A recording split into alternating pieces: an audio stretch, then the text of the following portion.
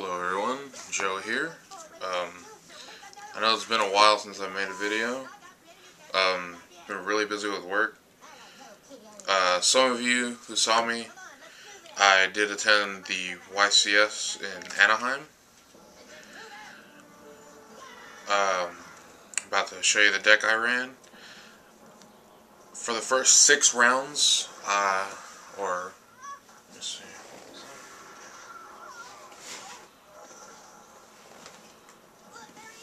For the first, going into the 6th round, I was X and O.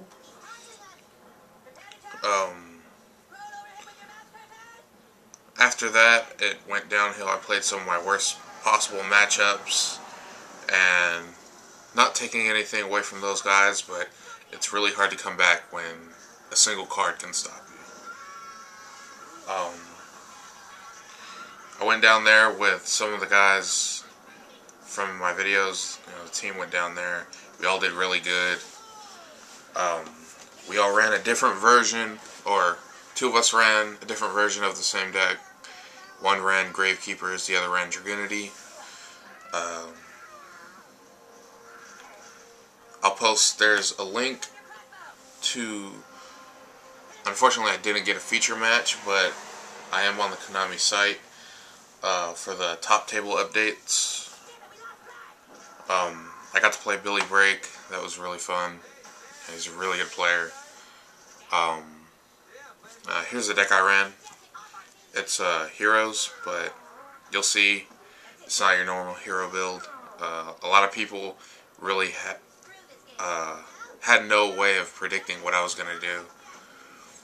So that really gave me an upper hand. It was 1 Stratos, triple Alias. Basic, if you've ever run Heroes, you know, you search Stratos, you get your aliases. Double Thunder King.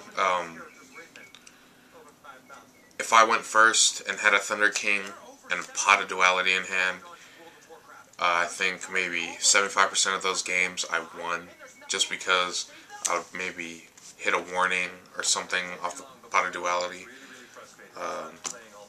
I main 1 Effect Veiler. It lets me sync up if I have to and stop those effects. Playing Billy Break, I really wish I wouldn't have sided this out. Although Game 1, the way he beat me in Game 3 is the same way he beat me in Game 1. So I can't really, it was my fault I didn't leave this in. Stops all those effects. Brio, big monsters with good effects. Really hurt this deck. Stops ducks, all those little plays. I main a Grand Mole. It's my Out to Shien and Synchros. Once they get some big monsters on the field, this deck doesn't really struggle with it, because you'll see soon enough that I have outs to almost everything. But let's say I don't have the out in my hand, I can just summon Grand Mole, bounce, and just set up for some defense next turn. This caught a lot of people by surprise. I main a Gores. Gores is never a bad card, but you'll see, I do run Oppression and a lot of other stuff, a lot of questionable stuff that people will say, well, he's always a dead card in hand. Well, yeah, if I have Oppression down, he's a dead card, but a lot of people forget, you can tribute summon Gores. Yeah, it's a minus, but it's still Gores. You'll get that big monster on the field, swing over their Stardust, Suicide with their Thought Roller, who saw a lot of play. It's just that emergency card that you always need, and this next card is why Gores was so live in my hand. 2 Debris Dragons, triple Raikou, double Snowman. I run Debris Hero, as some of you know what that is. It's a Miracle Gemini build with main deck Debris, Raikou, and Snowman, allowing me to Black Rose, Gungner, and the Snowmans and Raikos are easy outs to Shiens, and it really forces your opponent to play around these, because game 2 and 3, they know you have Raikos, Snowman, and easy access to Black Rose Dragon. So it really makes your opponent think. So, that's the monsters. Going to spells. Rhoda, Book of Moon, Monster Reborn, standard stuff. Triple Spark. You have to run it. It's a good engine. Gives you free destruction and a free card. So it's a -1 in Therio, but if your opponent has something that you can't get around, a standard play for me would be attack with Alias, have Spark in hand. They activate Dimensional Prison. I'll spark their monster. It's easy, easy +1. So it's a good card overall. Surprised I didn't see it super rare, but you know, don't always get what you want. Double MST, double Duality, and double Miracle Fusion. This card was live every turn, including turn 1, because the way, you know, I'll set my Raiko and maybe a Hero Blast, mill my heroes, Hero Blast them back, and get my easy plus. I know a lot of people are saying, well, how do you know you're going to mill a hero? Well, it's you start with 6 cards. It's not really hard math, but it's also a luck game, so you can't really say I'm a cheater, because I was just playing a luck game. The only problem is Hero Blast was dead a lot of the times because I did play a lot of Gravekeepers, so I would have to burn my Spark or my Raiko Destruction just to Hero Blast my monster back to my hand. Traps. Oh, just in case you guys are wondering, I didn't main Dark Hole or Giant Trunade at all. With this deck, you don't really need it. Trunade, yeah, I wish I would have had a Trunade, so I wouldn't have to spark back rows as much. But you know, monsters are a lot easier to deal with. Triple Hero Blast, Judgment, Double Warning, and the 7 tools. Warnings put in work. Hero Blast, that's your destruction and your protection for the little monsters. Your opponent really has to play around it. They can't summon anything less than 1900 attack, including 1900 attack monsters. So it really helps simplify the game state. And that's what your deck is about. You want it as simple as possible, because the simpler it gets, easier it is for you to win. Double D Prison, Mirror Force, Torrent, and a main deck Oppression. It's an anti-meta hero, somewhat build. I know it sounds weird, but that's really what the deck plays like. You set up your Debris Dragon plays, you go into Black Rose, pop the whole field. That's easy access. You Miracle Fusion into Shining, Zero, Gaia, whatever you really need at the time. I usually go Shining. When he's sent to the graveyard, you get your 2 heroes back. I'll always try and fuse with Stratos to get the easy plus. That's really all it does. You plus off a Black Rose, get all that through. It's really hard for your opponent to come back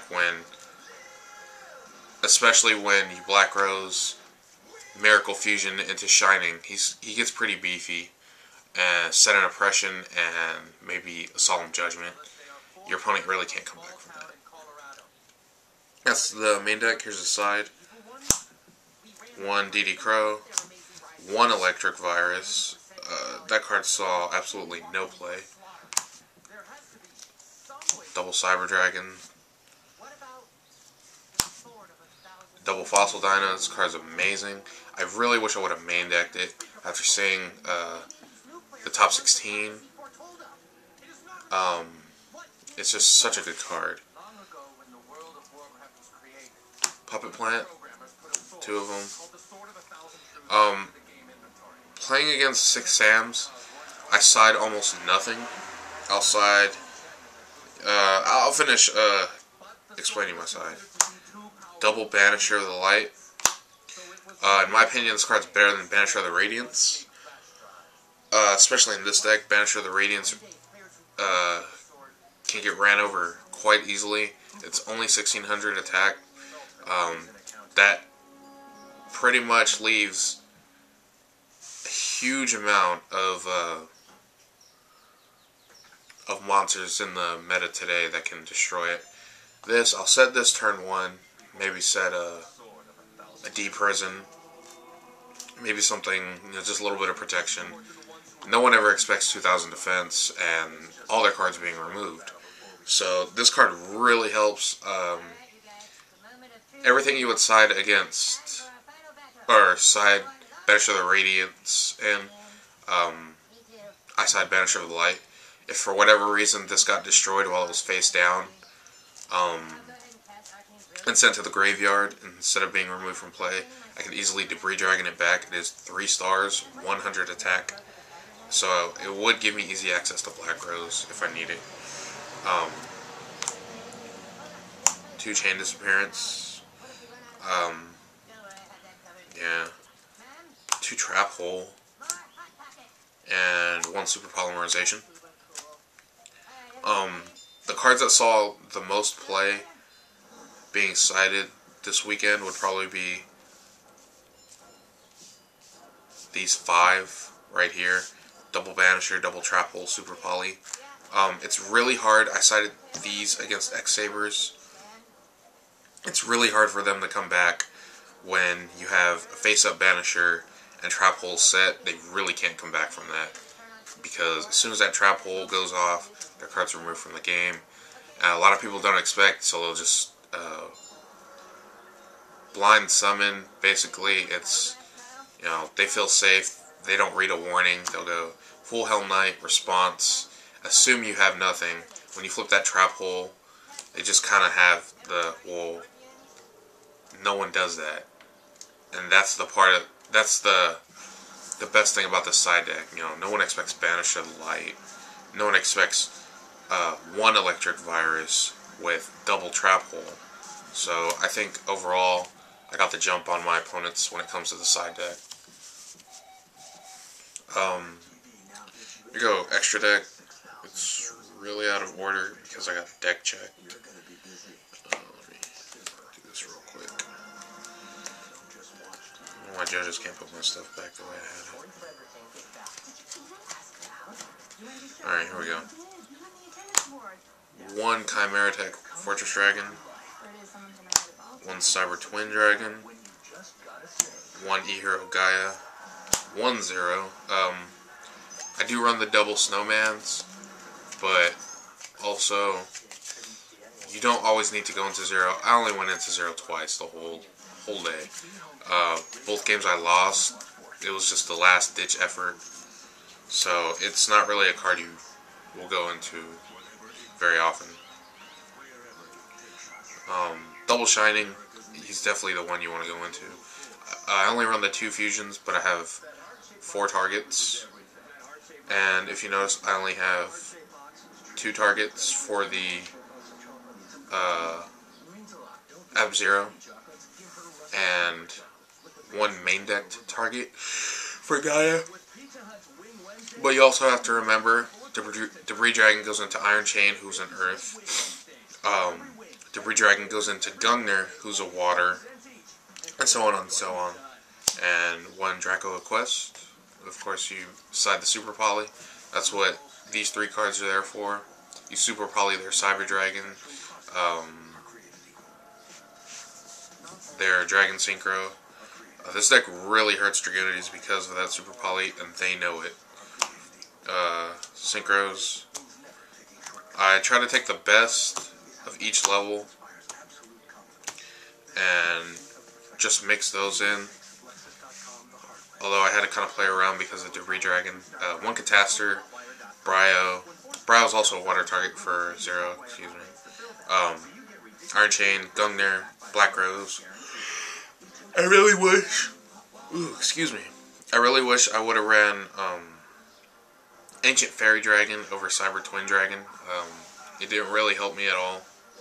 Although I could have used the Ancient Fairy Dragon against Gravekeepers. Would have kept me alive a little bit longer and it just would have been easier overall. One Scrap Dragon, one Stardust, and one Thought Ruler. You can see I'm not running Colossal Fighter, even though I do run Heroes. For the off chance that they make a Colossal Fighter, or Reborn Mine, for whatever reason. Maybe they Dark Hole Monster Reborn.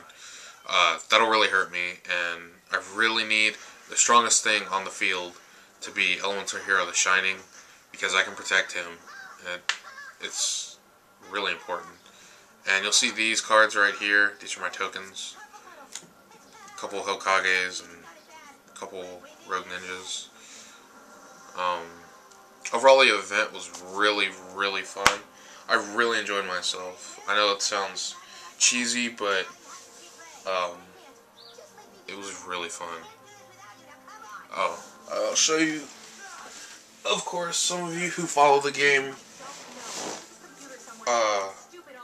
should already know what the Turbo Pack cards were that came out. Ultimate Rare, Colossal Fighter, Ultra Rare, what was it, Dark Hole. Really don't agree with either one. The Ultimate could have been a card that was not previously released in a starter deck. I would have liked to see maybe the Namanaga, maybe something else from the OCG, anything. Dark Hole makes absolutely no sense. It was printed as a common in Turbo Pack 4, so that was really bad of them. I really like the supers. I didn't really get any Snowman Eaters. People were valuing them way too high, regardless of the event, and they're Snowman Eaters, you know. They're good, but they're not great. You know, I tried picking a couple up for maybe 30, 35 a piece. People looked at me funny. I was like, well, good luck getting $60, $70, $80 for them. But I did manage to pick these up. Some super rare Laquaris. A lot of people wondered why I wanted these so much, but I just had to explain to them every format, the best deck for a month is always going to be Gladiator Beast. And with the new set coming up next month, with some further Gladiator Beast support, hopefully that these will jump in price and I will make profit. So that's all I can say. Thanks guys for listening to me so long. I know I kind of rambled for a while, but it was a really fun event. We're going to try and make it to YCS, I believe it's Orlando. So, yeah, hope to see some of you guys there. Thanks again to everyone I played, everyone I traded with, the team, all my friends. Yeah, peace. Feels good to be home.